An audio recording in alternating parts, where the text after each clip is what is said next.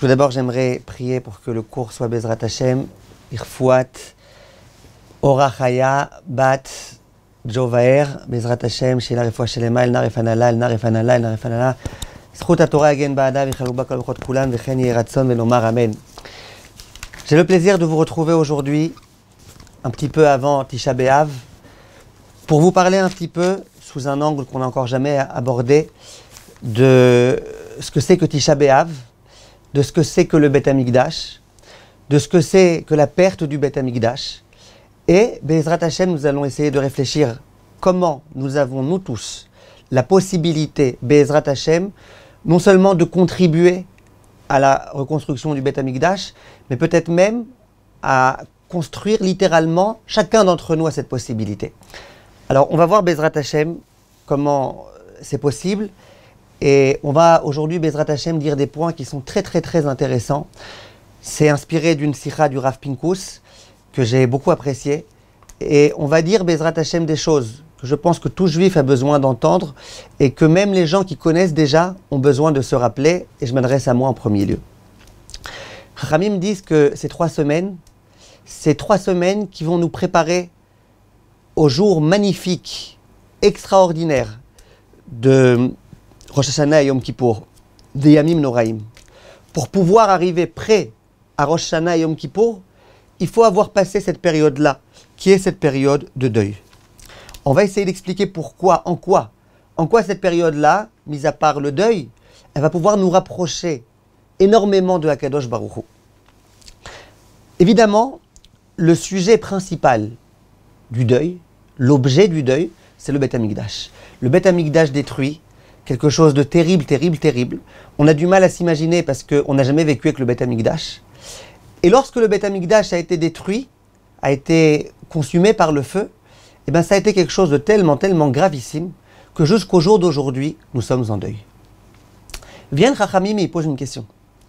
Ils disent pourquoi aujourd'hui, en l'année 2021, on doit s'endeuiller du Beth Amikdash qui a été détruit il y a tellement d'années. Si à la rigueur on avait organisé cette année un Tisha B'Av autour du drame de Méron, 45 tzadikim qui sont morts, du drame de Miami, énormément de juifs qui ont disparu, si on avait voulu se rappeler de tous les gens, tous les juifs qui se sont fait assassiner lors d'attentats et compagnie, alors je veux bien. Ça aurait vraiment été quelque chose qui se serait adressé à nous, qui nous aurait concernés. D'autant que la Gemara dit dans la Masechet Rosh Hashanah, Daf Yutret, Shkula mitatan shel tzadikim, kisrefat bet elokenu. Ça veut dire quoi? La mort des tzadikim, c'est exactement comme la destruction du Beth Amikdash. Sauf que si on pense, ouais, ok, il y a 45 tzadikim qui sont morts, mais ça va, c'est pas le Beth Amikdash. Chaque juif, chaque tzadik qui décède, c'est comme la destruction du Beth Amikdash. En tous les cas, il faut comprendre ce que ça veut dire exactement, mais ça a une valeur tellement importante. Alors pourquoi aujourd'hui, au lieu de s'endeuiller sur ces choses qui nous attristent tellement, qui nous affligent tellement, on dit non, nous il faut se rappeler du Khurban Beth Amikdash. Ben voilà, cette année, on a vu des choses qui sont pires que le Khurban Beth Amikdash, tel que la Gemara le dit dans la Masechet Rosh Hashanah. Viennent Chachamim, et tous les Chachamim vont dans ce sens-là. Et ils disent que la réponse elle est très simple. Le Beth Amikdash qui a été détruit, c'est ça qui engendre toute la galoute, tout l'exil et toutes les catastrophes que nous continuons à vivre jusqu'au jour d'aujourd'hui. Et jusqu'au jour d'aujourd'hui inclus. Et vous êtes au courant, évidemment, des grands drames qu'il y a eu dans le monde entier. Est-ce que vous êtes au courant aussi des petits drames qu'il y a chaque jour? Encore aujourd'hui, j'ai entendu, et c'est en son honneur qu'on dédicace ce cours, la femme d'un ami à moi, qui a à peu près mon âge, du Kollel. Lui, c'est un rave, il a une communauté, c'est un Talmid Chacham, c'est un homme avec des qualités en or. Il se préoccupe toujours de tout un chacun. Sa femme, vendredi soir, elle a eu un arrêt cardiaque, elle a dû aller immédiatement à l'hôpital, elle était aux urgences. Jusqu'au jour d'aujourd'hui, elle est encore aux urgences. Des choses terribles, mais ça, c'est qu'une chose qu'on entend tous les jours, des choses tellement graves. Tout ça, c'est les conséquences de la destruction du Beth Amikdash. Je vais m'expliquer dans un instant. Ça veut dire qu'en d'autres termes, pourquoi on ne prend pas le deuil de chaque petite catastrophe? C'est justement parce que ces petites catastrophes, elles proviennent d'une grande catastrophe. La grande catastrophe originelle, c'était le Beth Amikdash détruit. Et c'est pour ça que Chachamim nous enjoigne, nous demande de prendre le deuil du Beth Amikdash, c'est de là que tout est venu. Et Chachamim explique un petit peu plus. Ils disent que, au sujet du Beth Amikdash, il est écrit de façon explicite que le Beth Amikdash, c'est un gage. Ça veut dire que Akadosh Baruch Hu, quand il a vu que les Juifs ont fauté, et qu'ils ont trop fauté, il avait le choix. Soit il nous tuait, nous tous, fini avec le peuple juif, soit il exprimait sa colère en détruisant le Beth Amikdash, qui est, rappelez-vous, la maison de Hachem. Et bien Hachem, il a dit, moi mes enfants, je les aime tellement que je veux les garder eux. Eux, je veux les garder, la maison, tant pis. Et Chachamim explique la chose suivante. Ils disent, quand il y a quelqu'un qui a des dettes, il a des dettes, ben un jour, il les remboursera. Le lendemain, il ne les rembourse pas. Eh ben, on espère que le surlendemain. Tant que cette personne-là, qui a des dettes, elle a une maison, elle a un terrain, elle a des biens, on est à peu près tranquille. Aujourd'hui, on ne peut jamais savoir, mais on est à peu près tranquille. On sait que maximum, on enverra les huissiers, et les huissiers, ils pourront, etc., etc. Mais lorsque même la maison, elle a déjà été confisquée, et que malgré tout, la personne, elle a encore des dettes, qu'est-ce qu'on fait? Eh bien, il n'y a plus rien à faire. Là, on est obligé de venir et de dire, allez, tu me payes tout de suite, et voilà, je te fais plus confiance, rien du tout. Dis Rachamim, tant qu'il y avait encore le Beth Amikdash, eh bien, il y avait des fautes. Il y avait des fautes. Il y avait un gage qui pouvait être pris au moment voulu. Il y a eu beaucoup de fautes. Il y a eu trop de fautes. Ça, on y reviendra à la fin du cours Bezrat Hashem. Il y a eu trop de fautes. Le Beth Amikdash a été confisqué. Mais les fautes ont été expiées. D'où la joie du jour de Tisha B'Av. Mais ça, c'est le dessert que je vous laisse pour la fin. Le grand chidouche du Khatam Sofer, que le jour de Tisha B'Av, c'est censé être l'un des jours très joyeux, mais on y arrivera à la fin Bezrat Hashem. Le jour de Tisha B'Av, ce jour tellement tragique, c'est un jour durant lequel Akadosh Baruch Hu nous a confisqué le Beth Amikdash en disant voilà, je vous prends la maison, il y a trop de dettes, je vous prends la maison.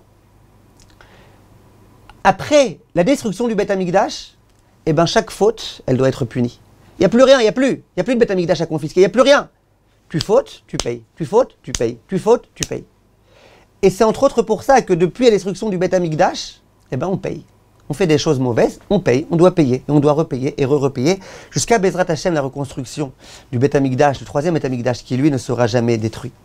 Donc le deuil du Beth Amikdash, il provient du fait que toutes les souffrances jusqu'au jour d'aujourd'hui, elles proviennent du manque de Beth Amikdash, sans compter le fait que, pourquoi on est tellement puni? Parce que malheureusement on faute beaucoup. Et pourquoi on faute beaucoup? Parce qu'on est très loin d'Akadosh Baruch Hu. Et pourquoi on est très loin d'Akadosh Baruch Hu? Lui, il est proche de nous. C'est nous qui sommes loin de lui parce qu'on ne le voit plus. Parce qu'on n'a plus ce Beth Amikdash. On ne peut plus le voir directement, face à face. Et c'est pour toutes ces raisons-là que le deuil que nous devons prendre ces jours-ci, c'est le deuil du Beth Amikdash. Lorsque nous parlons, au passage, la Gemara, elle raconte à propos de Rabban Gamliel. Elle dit que Rabban Gamliel, il avait une voisine qui avait un enfant. Cet enfant était malade. Et à un moment donné, cet enfant, il est mort. Maintenant, la Gemara, elle raconte ça, le Midrash, il raconte ça au moment où il parle du pasouk relatif au Beth Amikdash. Et la Gemara, elle dit que Rabban Gamliel, il a tellement pleuré, à cause du deuil de sa voisine, il a tellement pleuré, que finalement, il a perdu ses cils. Et la Gemara dit que, pourquoi? Le Chachamim s'interroge, pourquoi, quel rapport? Quel rapport entre la destruction du Beth Amikdash et l'histoire de Rabban Gamliel qui pleure le décès du fils de sa voisine? La Gemara dit, justement, parce que toutes les souffrances qu'il y a après la destruction du Beth Amikdash, ça provient du Beth Amikdash qui a été détruit. Lorsqu'on réfléchit un tout petit peu au Beth Amikdash, c'était quoi le Beth Amikdash? Qu'est-ce qu'il y avait de particulier au Beth Amikdash? Au cœur du Beth Amikdash, il y avait une avoda qui s'appelait la avoda des korbanot, des sacrifices. Tout type de sacrifices. Le matin, le soir, Rosh Hashanah, Kippour, sans arrêt on amenait des sacrifices. Et vous savez que tous les sacrifices, ils figurent dans la paracha, dans le chumash de Vaïkra, le Lévitique. Et le Midrash dit dans Shir HaShirim, Be'emtsa Chamisha Chumashim, que Vaïkra, il est en plein milieu des Chamisha Chumshe Torah. Dans Shir HaShirim Rabbah, le Midrash il dit, Ken Torah de Kohanim. Le Torah de Kohanim, ça veut dire Vaïkra. Shne Sfarim Mikan, il y a deux livres là, Bereshit Shemot. Shne Sfarim Mikan, Bamidbar Dvarim. Vehu Baemtsa.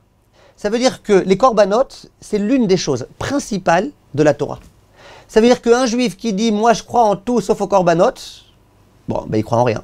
Puisque toute la Torah, quasiment, ça parle de korbanot. Dans toutes les tfilotes de Moussaf, on mentionne les korbanot. À chaque fois, les korbanot, les korbanot, les korbanot, les korbanot. Si quelqu'un il veut le Beth Amikdash sans korbanot, il n'aura rien. Ni Beth Amikdash, ni korbanot, ni sacrifice. C'est quoi le concept des sacrifices? Le Rav Pinkus raconte qu'un jour, quelqu'un est venu le voir. Il lui dit, écoutez, Kvod Harav, on parle sans arrêt des sacrifices. Bon, c'est bien que lui, au moins, il se soit aperçu qu'on parle des sacrifices. Il y a des gens qui se disent, ah ouais, c'est vrai, j'avais oublié. On parle des sacrifices sans arrêt. Il dit, mais aujourd'hui, on est dans un monde moderne. On est dans un monde dans lequel on a trouvé des substituts à chaque chose. Ah, c'est plus maintenant vraiment à la mode de prendre des animaux et de les égorger et de les amener en korban. Pourquoi aujourd'hui on continue à prier pour ça? Pourquoi? C'est quoi cette histoire-là là, de prendre des korbanos, de les amener? C'est perdu, ça c'était à l'Antiquité. Pourquoi? Et le Rav Pinkus, il lui a dit que c'est intéressant quand même cette chose-là. Parce que la Torah, elle fait tellement un plat de ça, c'est le cas de le dire, tellement un plat, que c'est censé être quelque chose d'assez évident. Quand, par exemple, tu travailles à un endroit, que tu comprends tout sauf un appareil à quoi il sert, tu peux dire, bon, c'est un appareil visiblement qui ne sert jamais. Mais l'appareil qui sert toujours, toute la journée il sert à quelque chose, tu dis à quoi il sert cet appareil, au bout de 20 ans où tu travailles dans cet endroit-là, c'est qu'il y a un problème. Tu es dans la Torah. L'oxygène de la Torah, j'allais dire, c'est les korbanot. Sans arrêt les korbanot.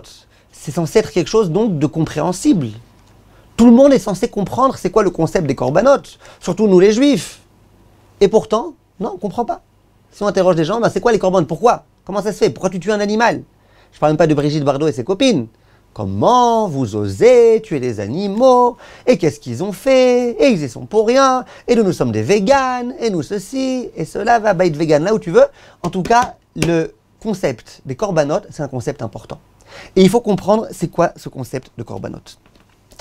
Alors, ce qu'il faut comprendre, et qui est urgentissime à comprendre, et là, vraiment, je m'adresse à tout un chacun, même les gens qui n'ont encore jamais écouté de cours de Torah de leur vie, ce cours-là, il s'adresse à eux, et ceux qui ont écouté des cours de Torah toute leur vie, il s'adresse aussi à eux. Quelle est la raison pour laquelle l'homme est venu sur Terre? C'est quoi le rôle principal de l'homme sur Terre? Ok, tu vas faire ta chaîne de Teilim. Ok, tu vas t'habiller de Tzniout. Ok, tu vas étudier la Torah le matin, ton Daf Yomi. C'est vrai. Mais c'est quoi le but principal d'un homme? C'est quoi la définition d'un homme? L'homme qu'Akadosh Baruch Hu attend, c'est qui? C'est quoi? Vient le Rav Pinkus, et après il le prouve avec les propos du Rambam que je vous lirai Bezrat Hashem dans les mots. Il dit, l'homme, la définition la plus précise de l'homme, c'est quelqu'un qui est lié à Akadosh Baruch Hu. Un être humain qui n'est pas lié à Akadosh Baruch Hu, à la rigueur, il le dit, c'est un peu comme un animal. Le Rambam, il va l'expliquer. Si tout ce que tu as dans ta vie, c'est juste manger et boire et faire de l'argent et machin, ben, tu es un peu comme un animal. Qu'est-ce qui différencie l'homme de l'animal? Dit le Rambam, on va le voir dans un instant, c'est justement la possibilité d'être connecté à la Metsiout, à Akadosh Baruch Hu. Akadosh Baruch Hu, c'est le seul qui existe sur Terre. C'est lui qui a créé le monde, c'est lui qui nous fait vivre à chaque instant, c'est lui qui existe pour de vrai, en quelque sorte. Si l'homme est connecté à Akadosh Baruch Hu, il existe. Si l'homme est déconnecté de Hachem, qui ne connaît pas Hachem, qui ne veut pas connaître Hachem, eh bien, en quelque sorte, il n'existe pas. Le Rambam écrit ça de façon très très précise dans l'introduction au Pirouche à Mishnayot. Il dit, je vous lis dans les mots un petit peu, Adam kodem sheyaskil veyeda unershav kebehema. Il dit l'homme, avant d'avoir une espèce un niveau de compréhension, un homme qui ne se sert pas de sa compréhension, un homme s'il n'avait pas la possibilité de réfléchir, eh ben, il serait comme un animal. L'onivdal mishéar min achayot et la beigayon. Il dit, c'est quoi la différence première, majeure en tous les cas, entre un être humain et l'animal? C'est que l'être humain, lui, a la possibilité de réfléchir, or que l'animal, non. Et après, il dit, ve'anirbat sheba muskalot, letzayer lenafsho achdut akadosh baruch hu. Vechol anilve leinyanau ma'elokut. Il dit des choses très fortes. Il dit, et c'est quoi la grande intelligence de l'homme? Ça veut dire, on dit l'homme il est différent de l'animal parce qu'il peut réfléchir. Réfléchir à quoi? Un exercice de maths? Ok, l'animal, il peut réfléchir à un exercice de boue, ou de gadou, de je sais pas quoi. C'est quoi la réflexion qui transforme l'homme en un être tellement, tellement élevé? Dit le Rambam, eh ben, c'est le fait de pouvoir réfléchir, comprendre c'est qui Akadosh Baruch Hu. Et après, il dit des mots vraiment, des mots magiques. Je sais pas si on pouvait prendre ces mots et les afficher en grand dans toutes les maisons, dans les cuisines, dans les salons, un peu partout. Écoutez les mots. Le Rambam, l'un des Rishonim, il dit Shechurban anefesh betikun aguf, vetikun anefesh bechorban aguf. Il dit le chorban anefesh, la destruction de l'âme, c'est betikun aguf. C'est quand tu t'occupes de ton corps. Évidemment, il faut s'occuper de son corps. Mais quand tu t'occupes trop de ton corps, tu penses trop à la matérialité, tu détruis ton âme. Vetikun anefesh bechorban aguf. Et si au contraire tu veux bâtir ton âme, tu veux la faire grandir, eh ben délaisse un petit peu ton corps. Et il explique le Rambam. Il dit chez Adam ksheyerodev ta'avot, il dit lorsque l'homme est sans arrêt en train de courir après les désirs, ou magbir amour gachot à la mouskalot, que sans arrêt il met l'avant sur ses volontés plus que sur ce qu'il sait être vrai, ou ma'avir sichlo le ta'avotav, et son sechel, son intellect, il est assujetti à ses pensées, non, à ses envies, excusez-moi. Adiarzor kebehema. Alors, d'une certaine façon, il est comme l'animal. Pourquoi? Asherlo tetsayer le nafsha, et la achila, ve'ashtia, ve'atashmish. Il dit, c'est quoi un animal? L'animal, à quoi il pense toute la journée? Il pense à manger, il pense à boire, le petit veau, il pense à téter sa maman, il pense à faire toutes ces choses-là, et puis voilà. C'est ça l'animal. Si l'homme, ayons le courage de réfléchir un tout petit peu à ça, je vous répète, je me parle à moi-même aussi. Si sans arrêt toute notre vie, depuis le moment où on se lève jusqu'au moment où on va se coucher, c'est aller encore un peu de matérialité, encore un peu de matérialité, encore un peu d'argent, encore un peu de nourriture, encore un peu de machin, encore un peu de truc, encore un peu de... Bah, c'est quoi la différence entre nous et l'animal? C'est quoi la différence? Soyons honnêtes, disons-le. Alors nous on est les enfants d'Akadosh Baruch Hu, ok, mais évidemment, je dis pas qu'on est des animaux, mais je dis mais en quoi ça se manifeste cette chose-là? Ça c'est ce que le Rambam dit de façon explicite. Donc, si on réfléchit, si on veut résumer tout ça en des mots très très clairs, c'est quoi la spécificité de l'être humain? C'est que l'être humain, il est connecté, il a la possibilité d'être connecté à Hachem, il a la possibilité de se déconnecter du matériel pour entrer dans un monde spirituel, pour entrer dans un monde bien meilleur. Et ça, évidemment, vous l'entendrez. Vous l'entendrez de juifs, vous l'entendrez de non-juifs, parce que, attention, il y a plein de non-juifs aussi qui sont connectés au spirituel. Il y a plein de non-juifs. Aujourd'hui, il y a des tas de non-juifs qui, pour tout type de raisons, ils sont connectés. Alors, est-ce qu'ils accomplissent les mitzvot des Bnei Noach ou pas? C'est un autre problème. Souvent, non. Mais ils sont connectés. Ils savent qu'il y a une force suprême. Ils savent qu'il y a Dieu. Ils savent que Dieu, il est grand. Ils savent qu'ils doivent leur vie à Dieu. Et ils croient. Ils croient en Dieu. Il y a plein de non-juifs aujourd'hui qui croient en Dieu. Et ces gens-là, vous les entendez plein de fois. Ils vont vous dire, pour moi, la matérialité, ça ne m'intéresse même pas. Moi, j'ai beaucoup d'argent, mais ça ne m'intéresse pas. Moi, ce que je veux, c'est la simplicité. Moi, ce que je veux, c'est la connexion à Hachem. Même des non-juifs. Des non-juifs, des juifs en particulier, que ce lien-là, il est important. Et le Rambam, il finit. Et il dit que sinon, l'homme, il nage dans le théum. Il nage dans le shéol. Si l'homme, il est complètement matériel, eh ben, il nage dans la gadoue. Ça, c'est la définition. Maintenant, la question qui va se poser. Quelle différence? Donc on a compris la différence entre un être humain et un animal. L'animal, il n'a rien de spirituel, bien qu'il a un petit peu. Il y a quand même le Perek Shira, il y a quand même des chants qu'il adresse à Akadosh Baruch Hu. Mais bon, disons que c'est un niveau assez bas. Alors que l'être humain, il a la possibilité d'appréhender Dieu, de méditer Dieu, etc. Très bien. Quelle différence entre le juif et le non-juif? Si le non-juif, il a aussi des mitzvot, qu'il respecte ou qu'il ne respecte pas, qu'il a la possibilité de se coller à Kadosh Baruch Hu, qu'il a la possibilité de parler à Kadosh Baruch Hu, de vivre une vie spirituelle. Alors c'est quoi la différence finalement entre le juif et le non-juif? Ben, la grande différence, et ça la Torah elle nous le dit plusieurs fois, c'est que le juif, Akadosh Baruch Hu, il aime particulièrement le peuple juif. Il aime tout un chacun. Toute personne qui a été créée, elle a été créée à l'image de Dieu. Les non-juifs, ils ont été créés à l'image de Dieu. Mais le juif, c'est quelqu'un qui entretient une relation d'intimité, d'amour très très forte avec Akadosh Baruch Hu. Au tout début, Hachem, il l'a déjà dit, au moment de la sortie d'Égypte, Béni Bechori Israël. Israël, c'est mon béni, c'est mon fils, Bechori, mon premier-né. Ça veut dire que depuis le début, Hachem, il dit, soyons clairs, le peuple juif, c'est mon fils. Le juif, c'est mon fils, la juive, c'est ma fille. Donc depuis le début, Hachem, il annonce la couleur. Ensuite, au moment du Matan Torah, du don de la Torah sur le mont Sinaï, la Chachamim dit c'est déjà le mariage. Le mariage entre Akadosh Baruch Hu et le peuple juif. C'est déjà une dimension encore beaucoup plus propre, plus proche. Et plus que ça, Chachamim ils disent que l'une des raisons pour laquelle Akadosh Baruch Hu a fait en sorte que sur terre, il y a un concept qui s'appelle l'amour. L'homme qui se marie avec une femme, la femme qui se marie avec un homme.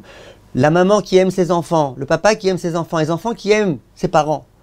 Pourquoi il y a tout ça qui a été créé? Alors bien évidemment, ça a été créé pour qu'on puisse avoir des enfants, etc., etc. Ok, mais à part ça, pour qu'on puisse un petit peu comprendre c'est quoi la dimension d'amour qu'Akadosh Baruch Hu nous porte. Quand Hachem il dit vous êtes mon fils premier-né, tout parent sait que son fils il l'aime beaucoup. Et il comprend donc que Akadosh Baruch Hu l'aime autant, l'aime très fort, l'aime encore plus. Évidemment, Hachem nous aime beaucoup plus que ce que nous, on peut aimer nos proches. Parce que Kadosh Baruch Hu, il est divin, nous sommes humains. Mais ce qui est sûr, c'est qu'au moins on commence à comprendre un petit quelque chose. La grande différence entre le non-juif qui sert Dieu et le juif qui sert Dieu, et ça on pourrait vraiment s'allonger énormément, mais là, c'est pas le moment, c'est de dire que le juif, il essaye de faire tout ce qu'il accomplit, pas simplement parce qu'il veut avoir une récompense, pas simplement parce qu'il a peur de la punition, pas simplement parce qu'il est obligé d'avoir une relation intime avec Dieu, mais parce qu'il aime Dieu. Maintenant, on va essayer un tout petit peu de réfléchir et de continuer notre réflexion. Lorsqu'un homme aime sa femme, lorsqu'un homme aime son ami, eh bien, il y a un concept qui s'appelle le cadeau. C'est quoi le concept du cadeau? Le concept du cadeau, c'est de dire à l'autre, j'ai pensé à toi, je t'aime, je t'apprécie, j'ai envie de te faire plaisir, et donc je t'offre un petit quelque chose. Maintenant, quand on parle de cadeau, il y a deux termes qui peuvent être employés. Il y a matana, il y a doron. Le Rav Pinkus, il explique de façon très intéressante. Il dit, il y a des cadeaux qui sont des cadeaux physiques. Ça veut dire, je sais que tu as grandement besoin de tel livre, je te l'offre. Je sais que tu as besoin d'un stylo, parce qu'à chaque fois que tu dois écrire un numéro de téléphone, tu demandes à tout le monde un stylo, je t'offre un stylo. Tu as besoin d'une nappe, je t'offre une nappe, etc., etc. Et il y a des cadeaux qui sont des cadeaux beaucoup plus allusifs. Ça veut dire, c'est pas tu as besoin d'un stylo, donc je t'offre un stylo. C'est t'as pas besoin de quelque chose, mais je te l'offre pour te montrer que je t'aime, et je vais essayer de trouver quelque chose qui est en kécher, qui est en lien avec toi, quelque chose qui montre mon amour, qui montre mon affection, qui fait que j'ai remarqué que tu aimais ce genre de choses, ce genre de couleurs, ce genre de ceci et cela. Lorsqu'on offre par exemple un cadeau à un ami, c'est quoi la relation en général qu'on entretient avec les amis? Bien sûr que quelquefois il y a des relations très très profondes qu'on peut entretenir avec des amis. Mais disons avec un collègue, quand on entretient une relation avec un collègue et qu'on est en bonne santé spirituelle, c'est quoi le type de relation qu'on a avec le collègue? Eh bien, c'est des relations physiques, normales, habituelles. Ça veut dire, c'est le genre de relations qui font que si tu viens lui offrir un cadeau, tu lui offres un cadeau, tu penses qu'il peut avoir plus ou moins besoin. Tu ne vas pas chercher maintenant quelque chose au deuxième, au troisième ou au quatrième degré. Tu offres un cadeau. Tu offres des chocolats, l'autre il va les manger, ça a un bon goût, très bien, et puis voilà. En général, quand tu vas voir un ami, tu ne lui offres pas une bague, tu ne lui offres pas un collier. Vous offrez à une amie, mesdames, un cadeau, vous n'allez pas lui offrir un super bijou. Vous lui offrez un petit quelque chose. Quand un homme offre à sa femme un bijou, un cadeau, quelque chose, eh ben, il ne va pas lui offrir simplement quelque chose dont il sait qu'elle a besoin. Ça aussi, ok, c'est des cadeaux qu'on peut offrir. Mais il va offrir des cadeaux qui sont plutôt au deuxième, au troisième, au quatrième degré. Quand par exemple Eliezer, il va offrir à Rivka, il va lui offrir un collier en or. Un collier, ça va, on peut se passer de collier. Hein. Même si quelqu'un n'a pas de collier, il peut très bien vivre. Il n'y a rien d'urgent au collier. Non, mais le collier, c'est quelque chose de particulier. Plus que ça. Un homme, il offre à sa femme une bague. Sous la choupa, le jour du mariage. Une bague qui, en général, ne vaut pas très très cher. Ça vaut plus qu'une prouta, c'est sûr. Mais ça ne vaut pas très très cher. Imaginez qu'un jour, cette femme-là, elle manque de quelque chose. Quelqu'un lui dit, allez, je te l'achète à 1000 €. Elle dira, mais non, c'est la bague de mariage, quoi. Ça vaut tout pour moi.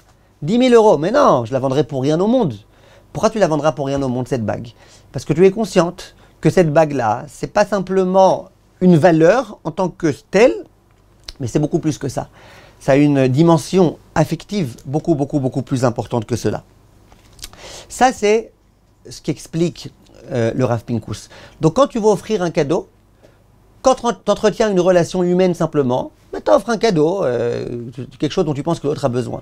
Quand c'est une relation profonde, eh ben, tu offres un cadeau qui est plus profond, qui suscite un peu plus de réflexion. Pourquoi il m'a offert ça? Qu'est-ce qui se cache là-bas? Etc., etc. Le lien que Akadosh Baruch Hu entretient avec les nations du monde, c'est un lien qui est le même lien que les nations du monde entretiennent avec Dieu. Les nations du monde avec Dieu, elles entretiennent un lien très simple. Tu veux pas qu'on commette des péchés, on commettra pas. On a peur d'être puni, donc on fera pas, etc., etc. C'est pas un lien d'amour, d'affection, de papa, de machin. Donc même les non-juifs qui veulent entretenir un lien avec Dieu, c'est un lien qui est un lien très, très simple. C'est pour ça d'ailleurs que les mitzvot qu'Hachem a donnés aux non-juifs, c'est des mitzvot qui sont toutes très simples, très compréhensibles. La Torah, elle dit ne tue pas.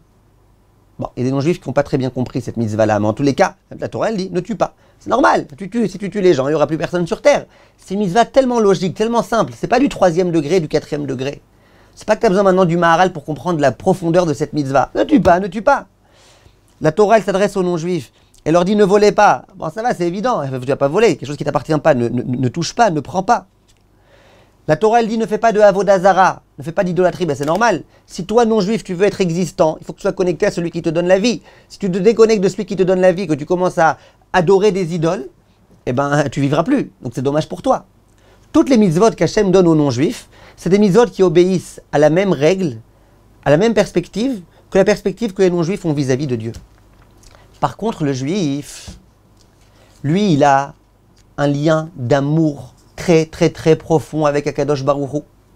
Et c'est ça qui fait que le clan Israël a toujours tenu dans les guerres les plus terribles, dans les moments les plus terribles. Pourquoi le peuple juif est encore le peuple juif aujourd'hui? Parce que c'était une relation inconditionnelle. Une relation dans laquelle on aimera Hachem, quoi qu'il en soit, même dans les ghettos, même si vous nous tuez. La relation du peuple juif vis-à-vis d'Akadosh Baruch Hu, c'est une relation inconditionnelle qui existera toujours. Donc Akadosh Baruch Hu, lui aussi, il nous a donné des mitzvot qui procèdent exactement de cette dimension-là, la dimension du lien très fort. Et donc les cadeaux qu'Hachem nous donne, c'est des cadeaux au 2e degré, au 3e degré. Par exemple, le loulav. Alors, ok, tu prends un loulav, tu l'agites. Comme il disait l'autre, ça va, au 21e siècle, qu'est-ce que tu fais avec un loulav que tu agites? Quel rapport? Oui, mais Chachamim, ils expliquent. Ils expliquent que le hadas, il ressemble aux yeux, et que la haraval ressemble à la bouche, et que le loulav, il ressemble au corps de l'être humain, à sa colonne vertébrale, et que le hétrog, et que le machin. Il y a tellement de profondeur dans cette mitzvah. Et les tfilines, combien il y a de profondeur? Le shofar, bientôt c'est Rosh Hashanah. Le Baal Tokia, il prend le shofar, il sonne. Littéralement, ça secoue Akadosh Baruch Hu en haut, du haut de son trône divin. Gemara, elle dit, il passe du Kisei Din au Kisei Rachamim. Ça veut dire qu'il y a des choses profondes ici. C'est pas juste un son. C'est pas juste un son qui te fait pleurer. C'est pas juste un son qui te réveille. Il y a des choses gigantesques qui se passent.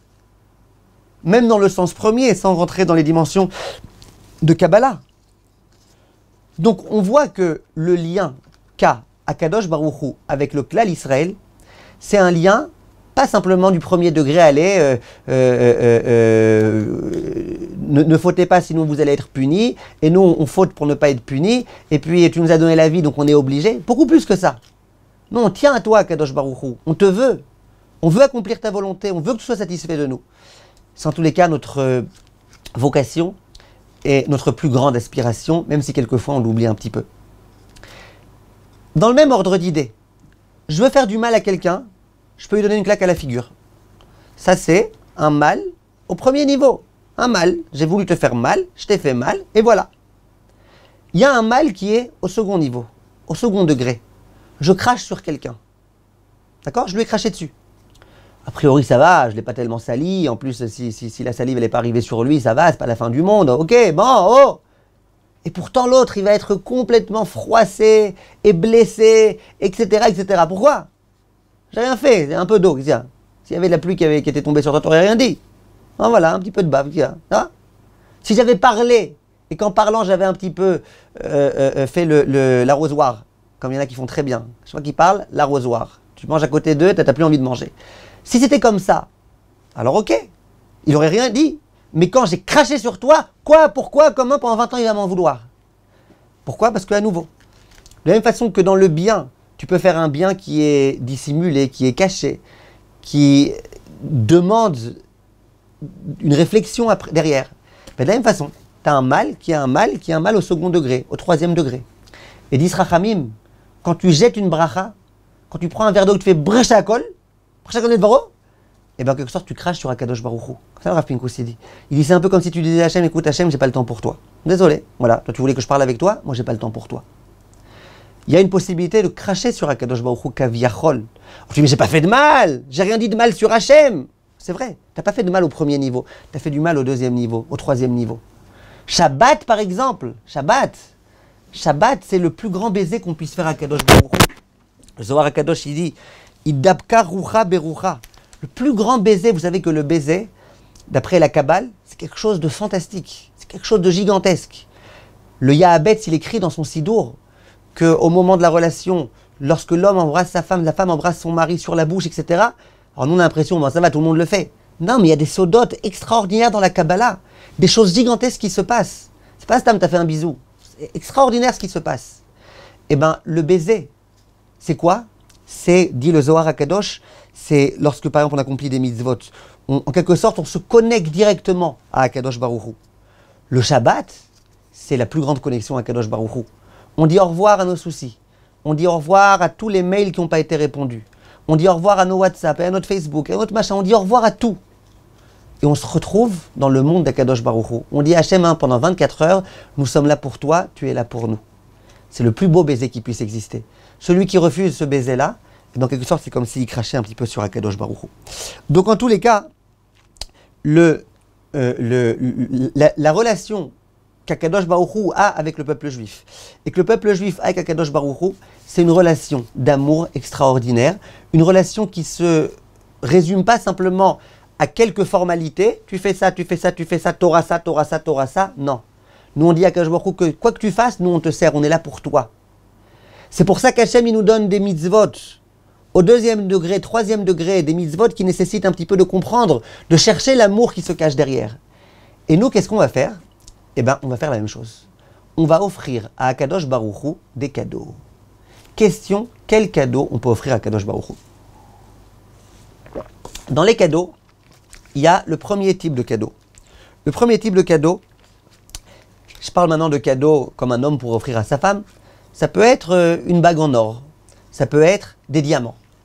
Ça, c'est un cadeau qui obéit un petit peu au genre de cadeau qui est par allusion. Ça veut dire, ma femme, elle n'a pas besoin de cette bague, ça va, même sans cette bague, de toute façon, elle a 250, ça va, elle n'a pas besoin de cette bague. Mais quand je viens lui offrir cette bague, je viens lui dire, tu vois, l'or, c'est quelque chose d'important. Ben toi aussi, tu es importante, ma chérie. Tu es de l'or. Pas de l'or dur, de l'or. Je lui offre de l'or et je lui dis, toi, tu es importante à mes yeux. Je lui offre un diamant, je lui dis, oh, ma petite chérie, tu es mon petit diamant. C'est ça que je lui fais quand je lui offre cette chose-là. C'est pas comme t'as faim, je t'offre un chocolat. T'as faim, je t'offre un éclair au chocolat. Non, là c'est plus que ça. Là c'est je t'offre quelque chose dont t'as pas besoin, qui vient montrer quelque chose de profond. Ça c'est le premier degré. Il y a un deuxième degré. Le deuxième degré, c'est lorsque j'offre des fleurs à ma femme. Or les fleurs, elle n'a pas besoin. Qu'est-ce que ça va faire avec les fleurs? Ok, c'est joli, ça décore, sympa, etc. Mais à quoi ça sert les fleurs? Et pourtant, quand quelqu'un il offre des fleurs à sa femme tout de suite, immédiatement, elle est contente. Qu'est-ce qu'il y a de particulier dans les fleurs? Pourquoi c'est des fleurs qu'on offre à sa femme? Une fois, il y en a un qui s'est plaint. Il y en a une qui s'est plainte, excusez-moi, elle s'est plainte. Elle était voir Chatranit. Elle a dit, bon, il est sympa le monsieur que vous me présentez à chaque fois, mais il y a un problème. Chaque fois qu'il m'offre des fleurs, elles sont fanées. Chatranit, elle lui dit, parlons-en. Tu devrais ne pas arriver en retard à chaque fois à tes rendez-vous. D'accord? Les fleurs. C'est quoi les fleurs? Les fleurs, ça vient dire, de la même façon que la fleur, elle fleurit, de la même façon, ce que je ressens à ton égard, ça va en fleurissant, ça va en grandissant. Je t'aime et mon amour, il va en grandissant. Et ensemble, on peut continuer comme ça à avancer. Il y a une mashmaout, il y a une allusion C'est pas pour rien que les gens, ils offrent des fleurs. Et ça, le Midrash, il le dit. Le Midrash, il dit qu'une fois, il y a des gens qui voulaient offrir au roi une couronne en or avec des pierres précieuses. Et à ce moment-là, il y en a qui lui ont dit, mais non, le Dieu, il veut pas, et là on parle d'Akadosh Baruch Hu, Dieu, il veut pas une couronne en or. Yeshkan Shoshanim, il y a ici des roses, des fleurs. Et le Midrash, il continue, et il dit que c'est exactement ce qui s'est passé avec Akadosh Baruch Hu. Que Akadosh Baruch Hu, il y en a qui veulent lui offrir une très belle, somptueuse couronne en or. Hachem dit, mais non, offrez-moi une couronne avec des fleurs. Pourtant, les fleurs, ça vaut beaucoup moins cher que l'or, et que les pierres précieuses. Oui, mais il y a ici quelque chose. Il y a ici quelque chose d'intime entre Akadosh Baruch Hu et le peuple juif. La fleur, elle grandit, elle pousse. Nous aussi, on veut être proche de toi. On veut que notre amour, il aille en grandissant.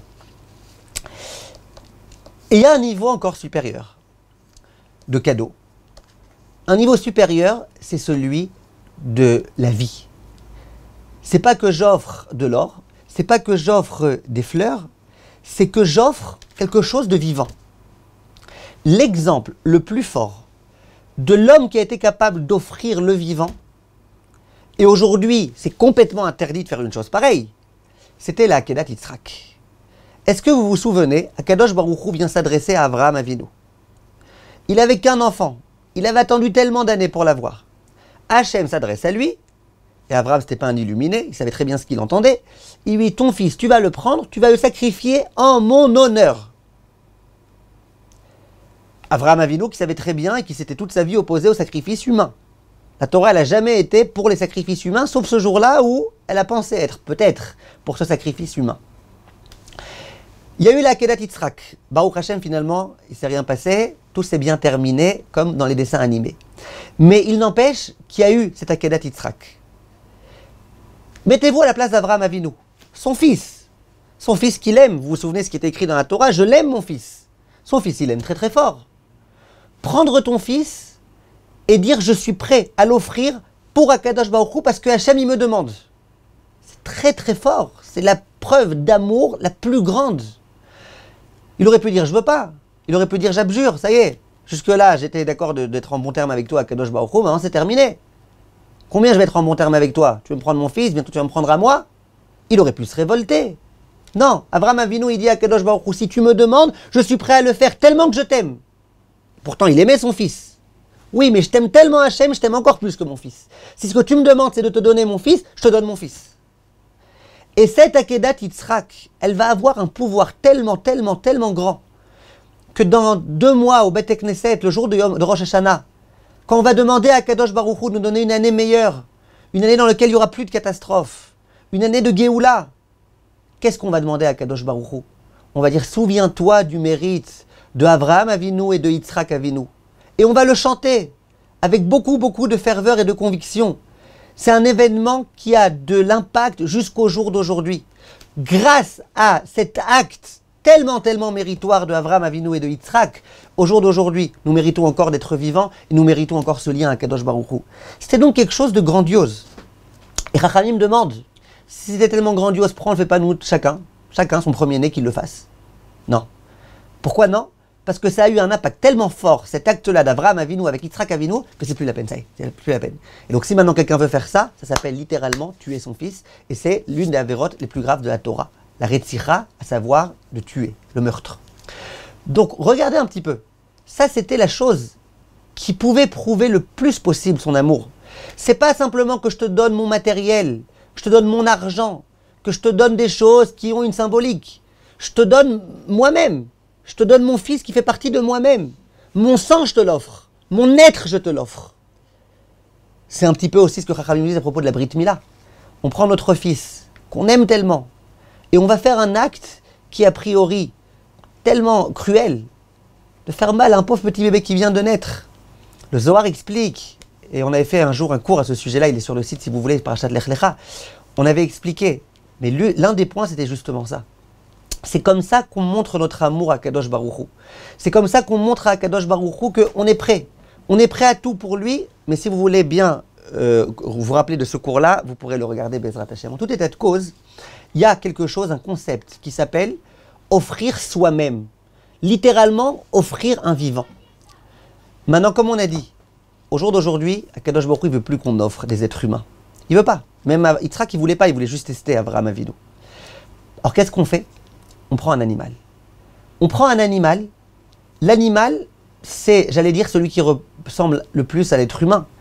Parce que l'animal, il a lui aussi tous les membres de l'être humain. Et il a aussi la vie. Il a aussi la possibilité de communiquer à sa façon. Il a aussi un petit peu de sentiment, d'après certains, en tous les cas. L'animal, ça ressemble vraiment à l'homme. Lorsque l'homme prend l'animal et qu'il dit « je l'offre », ça veut dire que j'aimerais même m'offrir moi-même. Voilà, tout mon être, toute ma vie, tout, je suis tout prêt à remettre Akadosh Baruch Hu entre tes mains. C'est de cette façon-là qu'on peut comprendre le concept des corbanotes. Et les gens qui vont me dire « mais le pauvre animal, il y est pour rien », qu'est-ce qu'il a fait? Alors ça, c'est une très très bonne question. Bezrat Hashem, il y a des cours qui vont être mis en ligne bientôt sur le Tsar Baalei Chaim et surtout le sujet du vegan, etc. Et là-bas, on répondra, Bezrat Hashem, à cette question-là. Ce n'est pas mon sujet tout de suite. Ce que je vous dis juste en un mot, c'est que c'est le plus grand mérite du monde pour l'animal que d'être amené en sacrifice. C'est-à-dire que si moi j'avais été un animal et qu'on me demandait « est-ce que tu préfères mourir de vieillesse ou mourir en sacrifice pour Akadosh Baruch Hu ?» Eh bien moi j'aurais dit « je veux, je demande, je suis prêt à payer 1 million pour mourir en tant que korban ». Mais j'arrête ici ma parenthèse parce que ce n'était pas le sujet maintenant. Donc c'est ça le concept du korban, du sacrifice. Dire à Hachem « je m'offre à toi ». Comme on va dire au début de la tefila de Yom Kippour. Mes yeux sont à toi, mon nez est à toi, ma bouche est à toi, mes mains sont à toi, mon argent, tout est à toi, tout. Maintenant, on peut se poser la question, alors pourquoi il y a des gens qui ont du mal avec ça? Pourquoi? Pourquoi il y a des gens qui disent, je ne comprends pas, c'est quoi tout le concept du korban? Ben, c'est très simple, parce qu'ils n'ont pas été habitués à ça. Allez faire un baiser à quelqu'un qui n'a jamais entendu parler du concept du baiser. Mais il va vomir, c'est dégoûtant. C'est affreux. Tu viens, tu te colles ta baffe sur moi, là, en plus avec tes marques de rouge à lèvres, de machin, c'est dégoûtant. Tu vas offrir un bouquet de fleurs à quelqu'un qui a jamais entendu parler du concept de bouquet de fleurs. Ni romantique, ni walou. Il va regarder, il va peut-être essayer de les manger, il va les vomir, il ne sait pas quoi faire avec. Et bien le concept du korban, c'est pareil. Si on n'a pas compris c'est quoi, parce qu'on n'est pas habitué, on n'est pas familier à ça. Alors évidemment qu'on ne peut pas comprendre c'est quoi le cadeau qu'on offre à Kadosh Baruch Hu lorsqu'on lui offre cette chose-là. Et il y a une autre dimension. Il y a la dimension de la parole. Au jour d'aujourd'hui, on n'a plus de Beth Amikdash. On ne peut plus offrir des corbanotes. Mais ce qu'on peut, c'est parler. Parler à Kadosh Baruch Hu. Prier à Kadosh Baruch Hu. Réciter la paracha des corbanotes. La Gemara dans Menachot Kufyud, elle dit Kola Omer parashat Khatat, Keilu Ikriv Khatat. Toute personne qui lit la paracha du korban Khatat, c'est comme s'il amenait un korban Khatat. Le Yahabet Sidi, Mitzvah la Asok Betorat Abinyan. C'est une mitzvah d'étudier la Masechet Midot, dans lequel on explique exactement les dimensions du Bet Amikdash. Venershav Keilu Oskim Beminyano Befoal. Et quand on étudie ça, c'est comme si on le construisait littéralement. Vareu Keilu Lo Charav. Et c'est comme s'il n'avait pas été détruit, parce qu'on est en train de le construire en étudiant sa construction. Vadaïn Omed Banoui al Mechono. Aujourd'hui, la force qu'on a, c'est la possibilité de prier, la possibilité de parler à Kadosh Baruch Hu, la possibilité de recréer la relation. Je peux vous dire par expérience, les couples dans lesquels ça ne va pas, 99% des cas, je ne parle pas des 1% des cas qui aujourd'hui sont devenus un peu plus que 1% de problèmes psychologiques et de manipulateurs et de machin et de trucs, je ne parle pas de ça, mais je parle de 99% des cas. C'est des cas de quoi? De manque de communication. Les gens ne communiquent pas. Le jour où l'homme accepte de parler à sa femme, et il est surtout prêt à écouter sa femme, et bien là, les problèmes sont résolus. Les gens, ils sont toute la journée avec leur téléphone. Et quand tu leur demandes pourquoi avec ton téléphone tu peux parler toute la journée et ta femme non, ils te disent parce que lui au moins on peut le mettre en mode silence. C'est quand la dernière fois que tu l'as mis en mode silence, espèce de menteur? D'accord. Donc ce que je veux dire, c'est que le concept de la parole, de la communication, c'est la chose la plus forte qu'on puisse faire. J'en arrive tout de suite à une réflexion très très importante et je pense que c'est là le cœur de notre sujet et c'est là le point le plus important que je voulais vous dire. Et bien qu'on était le 14 juillet, le jour de la Iloula du Harizal, je pense qu'il fallait quand même qu'on se pose la question. Nous tous, nous avons perdu le Beth Amikdash. Nous tous, nous pleurons. Nous tous, nous pensions que cette année, nous aurions le Beth Amikdash à Tisha B'Av et nous continuons à penser et à espérer en tous les cas. Mais il n'empêche qu'on espérait aussi ne pas avoir le Shiva Asar Betamouz, et il est arrivé. On espérait ne pas avoir ce Rosh Chodesh Av, et il est arrivé. Nous tous, on se pose la question, qu'est-ce qu'on fait? Maintenant, quand on dit aux gens, il faut se poser la question, qu'est-ce qu'on fait? Les gens, immédiatement, ils sont habités d'un sentiment. Ils disent, de toute façon, ça sert à rien. Parce que même si moi je fais, allez, moi j'ai écouté le cours, là, j'ai pris un peu de mon temps, j'ai écouté le cours, je vais prendre sur moi telle et telle chose, mais ça sert à rien, je suis toute seule. On va dire aux gens, ouais, mais t'es pas la seule, parce que de la même façon que toi, tu te dis ça, l'autre aussi elle va se dire ça, l'autre aussi elle va se dire ça, finalement tout le monde risque de ne rien faire, alors que si toi tu fais, les gens ils vont faire. Mais c'est pas vrai, c'est pas parce que moi je vais faire que les autres ils vont faire. Donc il y a souvent une espèce d'indifférence qui provient du fait qu'on se dit, moi en tant qu'individu, je peux rien faire. Donc si j'avais été le Rav Chaim Kanievski par exemple, moi en tant que Rav, et que j'avais organisé un Zoom pour 1 million de personnes, et que j'avais dit à 1 million de personnes, vous faites A, B, C, D, peut-être. Mais là, qu'est-ce qu'on va faire? Qu'est-ce qu'on va faire? On a une quarantaine de personnes à écouter, qu'est-ce qu'on va faire? Qu'est-ce qu'on peut faire? Même si on fait quoi? Or, c'est là que j'aimerais vous dire quelque chose de très, très, très, très important. Vous vous souvenez de ce qui s'est passé il n'y a pas longtemps, c'était il y a 2 semaines, dans Parashat Hashavua. Vous vous rappelez de ce qui s'était passé? Bilam a donné un conseil très, très, très, très, très pervers à Balak. Il lui a dit, on n'a qu'à commencer à mettre des prostituées, et comme ça les Juifs, ils vont craquer. Et les Juifs, ils ont craqué. Et Akadosh Baruch Hu, il s'est mis dans une très, très grande colère à l'égard du peuple juif. À ce moment-là, il y a eu des tas de morts. Et là, il y a un homme qui va venir. Cet homme, il va s'appeler Pinchas. Pinchas, il va venir, il va faire un acte de bravoure, un acte de courage gigantesque. Il est révolté par ce qu'il voit. Il va tuer les personnes qui ont fait ce qu'ils ont fait, qui étaient tellement, tellement interdits, qui ont fait ça devant tout le monde. Et là, d'un coup, Akadosh Baruch Hu, il dit, par le mérite de Pinchas ben Elazar ben Aaron à Cohen, mon courroux s'est calmé. Ça y est, il n'y a plus de problème. Je suis plus fâché. J'arrête de tuer les gens. C'est fini. Viennent Chachamim et disent, je ne comprends pas ce qui se passe ici. Finalement, tous les Juifs, ils faisaient tous tout et n'importe quoi. Même ceux qui ne faisaient pas, ils n'ont pas fait preuve de courage, ils n'ont pas fait preuve de révolte, rien. Il y a un homme qui a fait. Mais ce Pinchas, on dit nulle part que c'était un Gdolador, on dit nulle part que c'était l'un des grands du peuple juif, on dit nulle part que c'était un grand Talmid Chacham, on dit nulle part qu'à lui-même, il était comme 45 000 personnes. Non, un homme qui est révolté, qui dit je peux pas voir ce mépris d'Akadosh Baruch Hu, je peux pas. Donc rapidement, il va voir mon cher Rabbeinu, il dit n'est-ce pas qu'il faut tuer, il tue cette personne-là. Attention, ne vous prenez pas pour Pinchas. Ne vous amusez pas dès que quelqu'un ne fait pas la volonté de Dieu, entre guillemets, allez le tuer. Attention. En tout cas, ce que je veux dire, c'est que quand on est de la dimension de Pinchas, et que c'est ce qu'il fallait faire à ce moment-là, eh bien un homme, il était capable de sauver le peuple juif.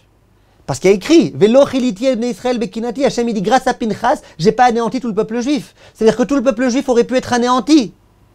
Grâce à qui il n'a pas été anéanti? Grâce à un homme. Ni le Gdolador, c'était pas Moshe Rabbeinu, c'était un homme, un yid, un juif.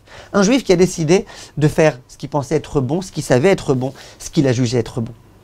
Et Chachamim nous demande, et je vais vous le lire dans un instant dans le Messilat Yesharim, de comprendre. Ce Pinchas, ça peut être toi, ça peut être toi, ça peut être un tel, ça peut être machin, ça peut être moi.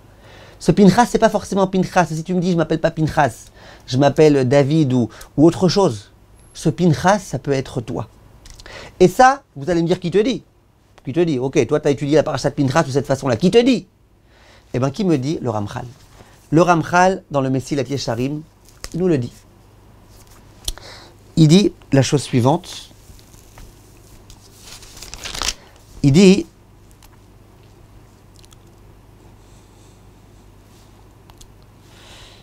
donc il parle de l'importance de prendre le deuil du Beth Amikdash. Il dit, Veu maché amar atan develiaou shevenu lemala, ou mitave ou metzer lichvod Yerushalayim. Le chassid, attention, on est au Perek Yud-Tet, le chapitre 19. Chapitre 19, ça veut dire qu'on est déjà, combien on s'est déjà élevé spirituellement. Dans le chapitre 19, il dit, c'est qui le chassid? C'est qui l'homme vraiment proche d'Akadosh Baruch Hu? C'est l'homme qui est mitave ou metzer lichvod Yerushalayim. C'est l'homme qui pense à Yerushalayim, qui veut le bien d'Yerushalayim, qui veut voir Yerushalayim reconstruite. Veitpalel tamid al geulatan shel Israël, et qui va prier toujours pour la rédemption du peuple juif. Ve'ashavad kvod shamaim le'ailoui, et qui va aussi toujours prier pour l'honneur d'Akadosh Baruch Hu. C'est qui le chassid? c'est pas simplement celui qui a un shtraimel et qui a des longues péotes. Le chassid, c'est celui qui souhaite le bien de Yerushalayim, qui souhaite le bien d'Akadosh Baruch Hu et le bien d'Israël. Et là, il dit le mot magique, et je vous demande de bien écouter. Et à nouveau, ce mot-là, entrez-le dans votre cœur pour toute votre vie. Veim Yomar Adam. Et si l'homme s'interroge, dit Mi ani, ou ma ani safoun, shet palel à la galoute va Yerushalayim. Qui suis-je, moi, pour prier pour Yerushalayim? Qui suis-je? Moi, le petit crétin qui a fait du Lachon Hara il y a un quart d'heure. Moi, le petit machin qui me suis disputé avec ma belle-mère il y a 5 minutes. Moi, le petit moi, j'ai prié pour Yerushalayim. Amipne tfilati, yechunsu agaluyot, vetitzmach hayeshua. Moi, pour ma tfila, par ma tfila, parce que j'ai fait tikkun chatzot, bravo kol hakavod, il y a le Beth Amikdash qui va être reconstruit. La rédemption qui va arriver. Raphaël Kanievski, lui, prie, visiblement, c'est pas suffisant pour que le Mashiach soit là. Moi, ma petite tfila, elle va servir à quelque chose. Teshuvato betsido, c'est quoi la réponse que doit se donner cet homme-là à lui-même ou cette femme-là à elle-même? Keota sheshaninu, comme il est écrit dans Sanhedrin Naflamet Zayin. Lefichar nivra Adam yechidi. Voilà pourquoi l'homme a été créé seul. Je ne parle pas des jumeaux. Je parle de l'homme, quand il sort du ventre de sa mère, il est seul. Même les jumeaux, ils sortent l'un après l'autre, pas les deux ensemble. Pourquoi?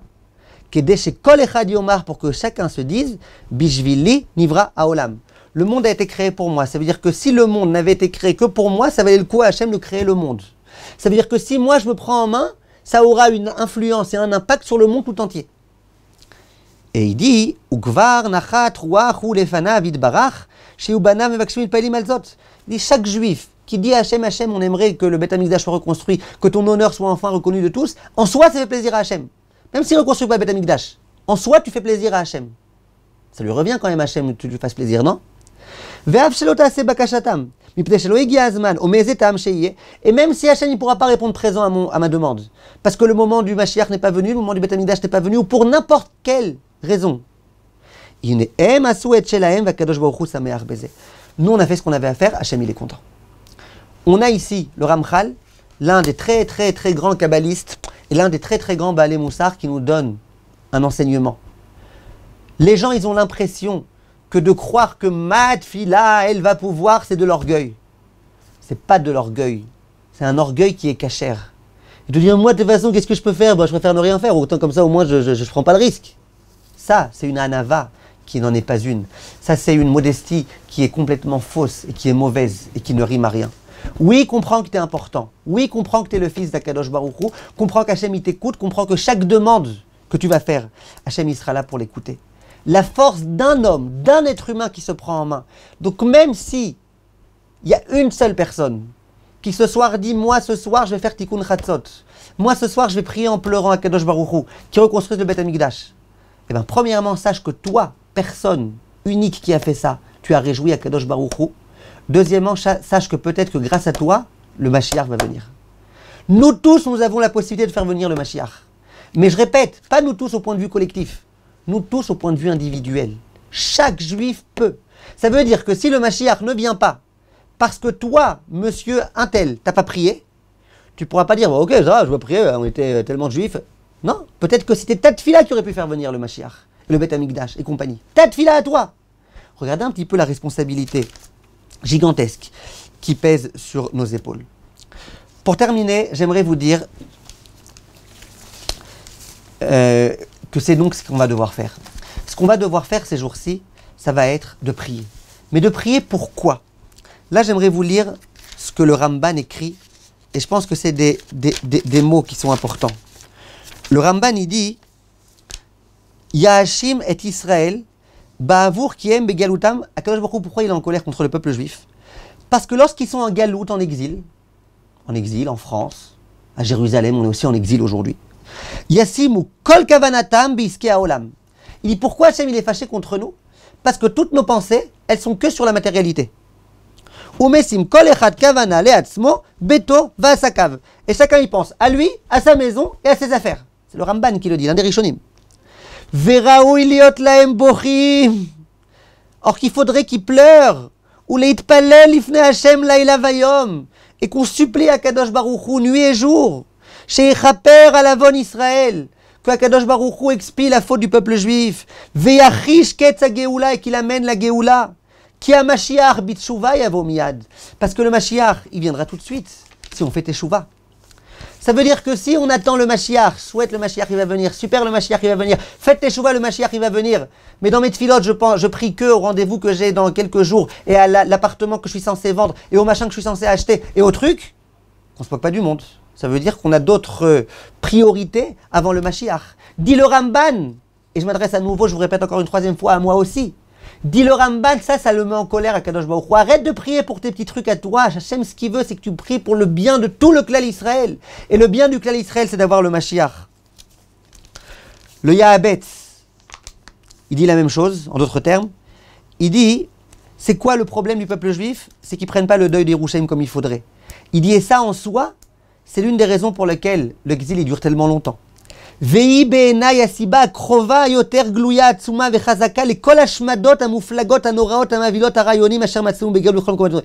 à mon avis la raison principale pour laquelle nous avons tellement été pourchassés par nos ennemis, tués, assassinés.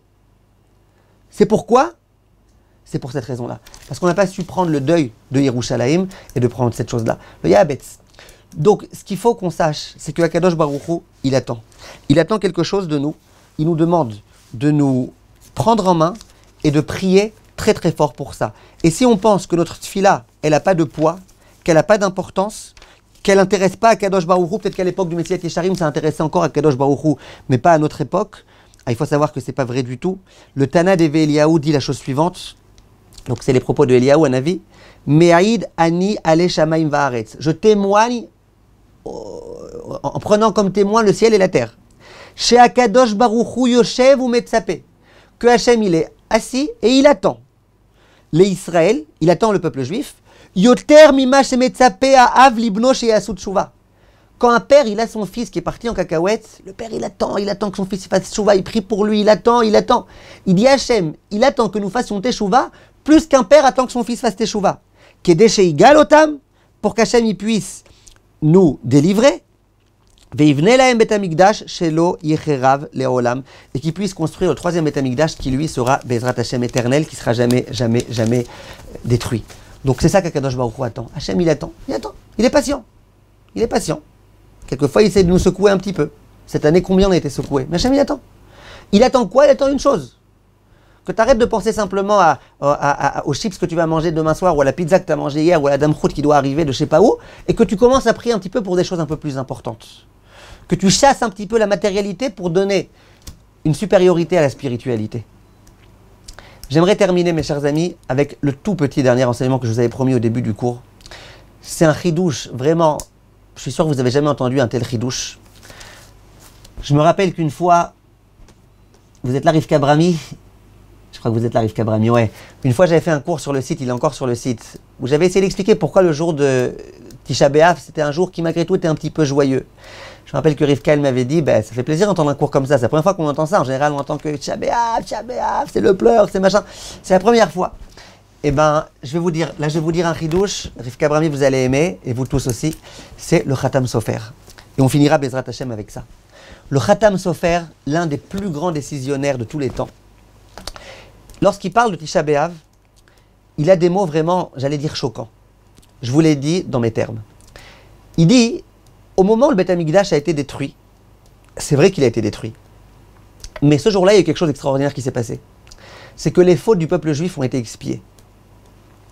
Et c'est un pasouk explicite que le Khatam Sofer rapporte dans la Megillat Echa, commenté par Rashi, dans lequel il est écrit que grâce à la destruction du Beth Amikdash, Tam Avoner, c'est fini, il n'y a plus de faute. Et le Midrash, il dit que depuis la sortie d'Égypte, pendant 900 ans, Hachem était en colère contre le peuple juif de toutes les avérotes qu'ils ont fait. Et ça s'accumulait, jusqu'au moment où les Israéliens, ils ont exagéré, ils ont fait des fautes. Là, Hachem, il a détruit le Beth Amikdash. Mais ce jour-là, il n'y a plus eu de faute. On a été expiés. Un peu comme le jour du Yom Kippour. Dit le Khatam Sofer, je pense que c'est un jour d'immense joie, le jour d'Tisha B'Av. Pourquoi c'est un jour de joie? Rappelez-vous du cours que je vous avais donné à propos de Kippour, où je vous avais dit que c'est le jour le plus joyeux de l'année, parce qu'Hachem il expie nos fautes. Le jour de Tisha B'Av, qu'est-ce qui s'est passé? Hachem il a expié nos fautes. Dit le Khatam Sofer, alors pourquoi on doit jeûner ce jour-là?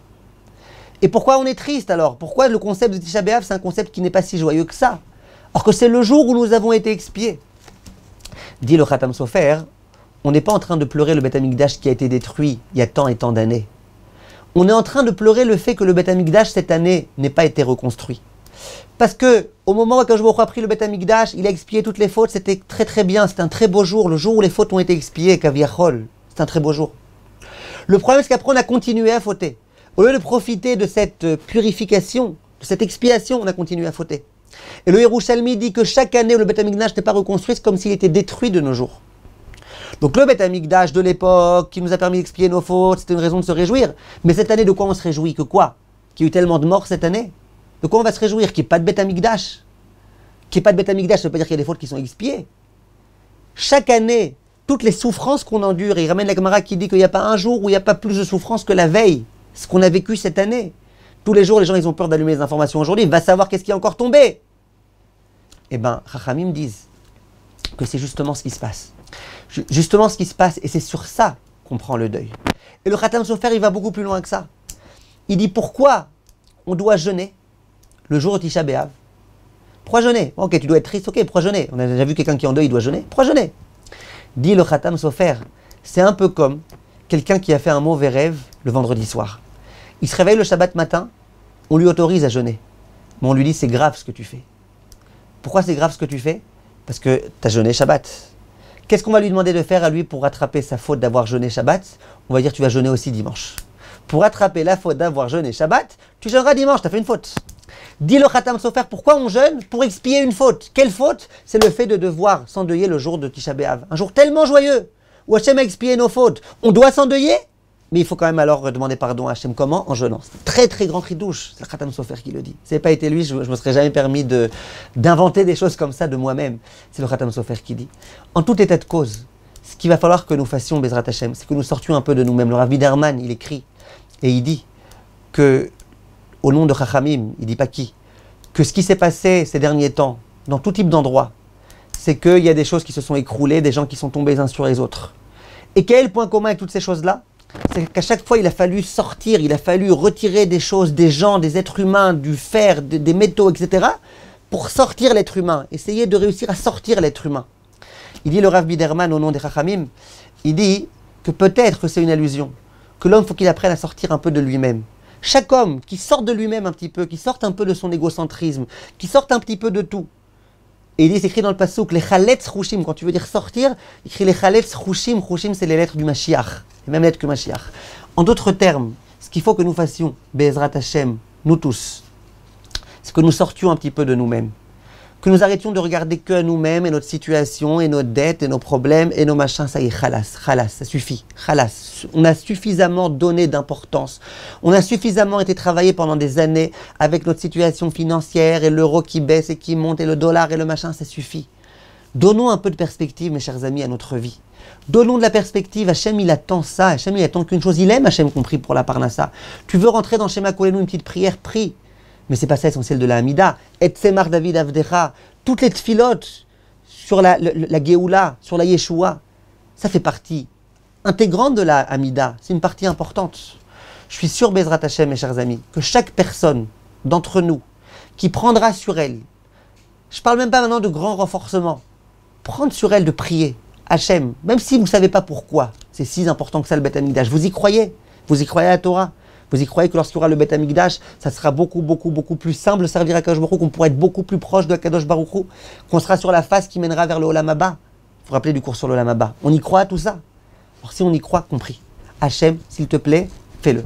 Et s'il y a des gens qui disent, mais on ne sait pas c'est quoi nous le Mashiach, le Beth Amikdash, etc., regardez le cours qu'on avait donné en Zoom l'autre fois, il est sur le site, sur le Mashiach, résurrection des morts, Olam Haba, et ça vous donnera envie, Bezrat Hashem, de comprendre combien vivre avec le Beth Amikdash, vivre avec le Mashiach, vivre avec Akadosh Baruch Hu, ça sera vivre avec énormément de perspectives. Ça sera vivre de façon beaucoup plus sereine, je vous promets. Les gens qui apprennent à sortir un petit peu de leur matérialité et à rentrer dans un monde spirituel, dans un lien avec Akadosh Baruch Hu, ils le disent. Leur vie, elle est complètement différente. Leur vie, elle commence à devenir meilleure.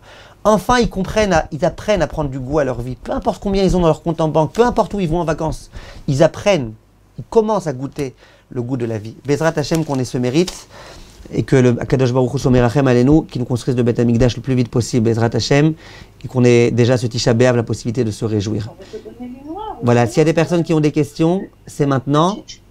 Si tu as d'autres, ma bouche. Rivka, elle dit Nifla, cette idée rapportée par le Ramchal. Ça donne beaucoup de force. Excellent cours qui nous éveille à une très belle réflexion pour changer notre regard et nos actions pour se rapprocher d'Hachem. Merci infiniment. Merci à vous. Toda Rabba. Elisheva, I love music. Ben, si vous aimez la musique, c'est pas le bon moment maintenant. Amen. Merci beaucoup pour ce cours. Amen. Amen. Il n'y a pas de questions? Non? Au moins une petite question de halakha, non?